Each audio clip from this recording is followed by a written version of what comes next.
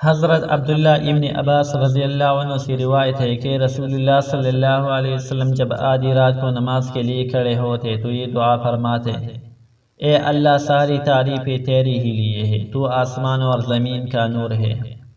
اور ساری تعریفیں تیری ہی لیے ہے، تو آسمان اور زمین کو قائم رکھنے والا ہے،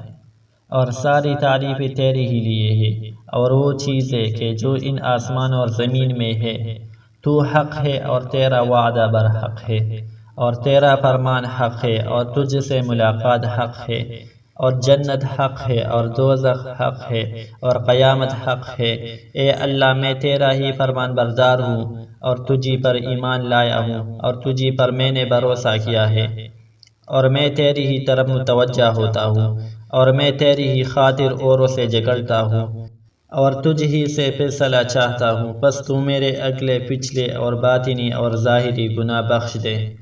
تو ہی میرا معبود ہے، تیرے سوا کوئی عبادت کے لائق نہیں ہے۔